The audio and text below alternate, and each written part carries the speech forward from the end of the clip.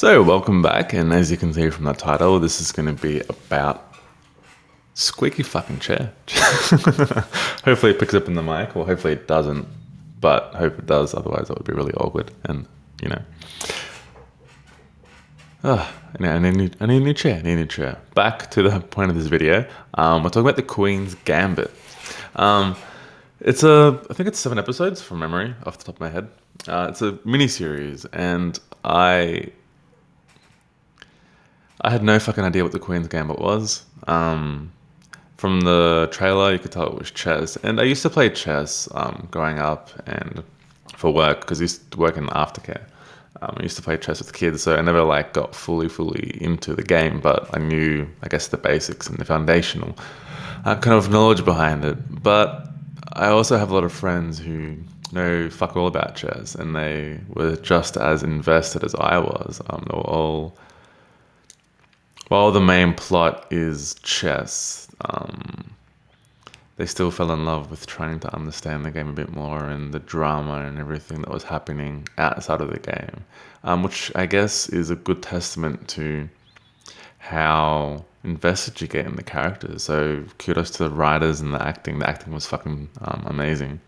So let's just start off with what I enjoyed about it. So I really enjoyed the timeline of the miniseries, how it started off.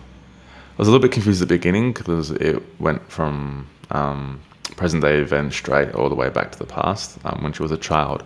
But I really enjoyed the backstory of her being a child, how she kind of fell in love with the game, and how she learned about the game, the loss of a family, the loss of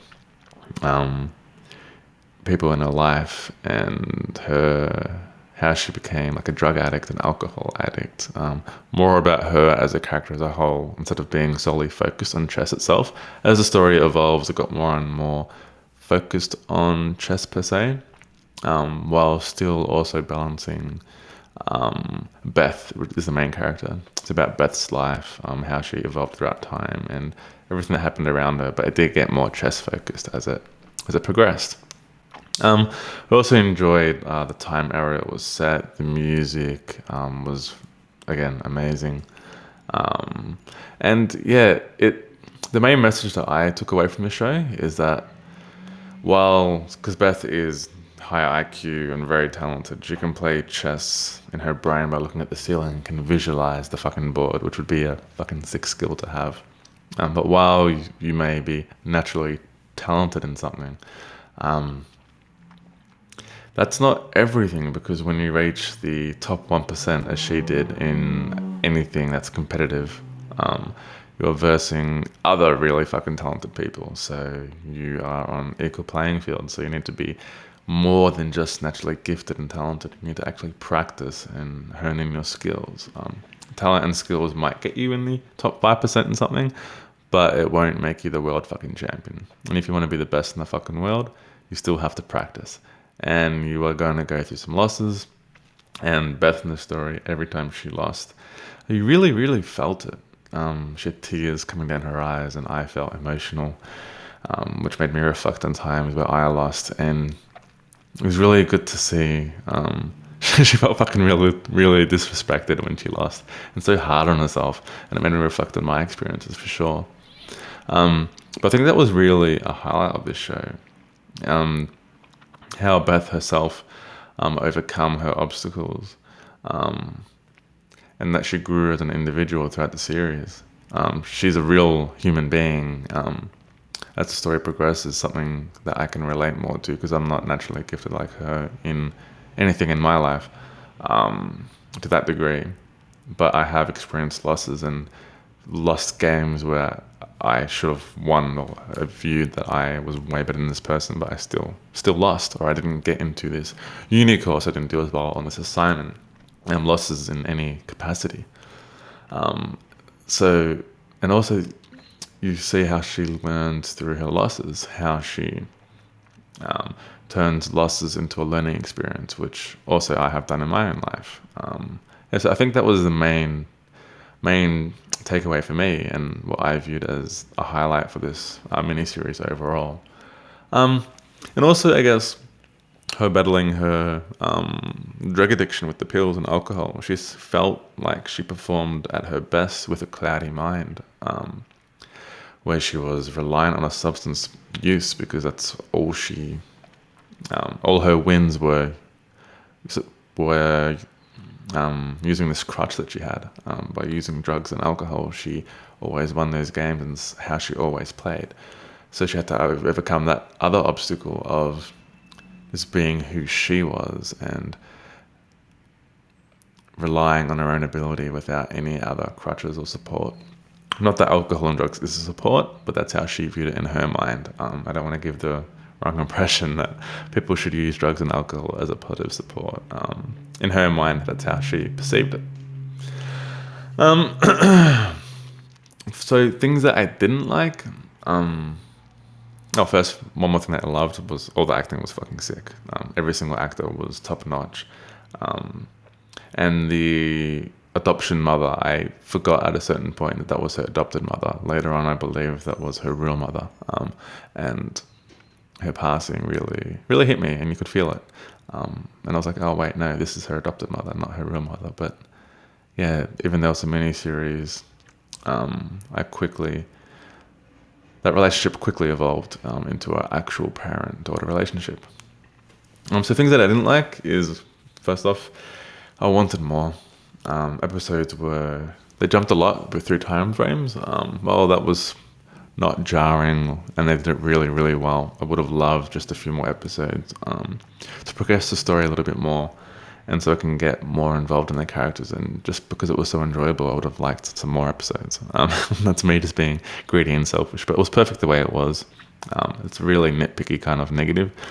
It's not really a negative because nothing felt rushed, but I would have liked to have a little bit more just so I could just watch some more episodes. As simple as that.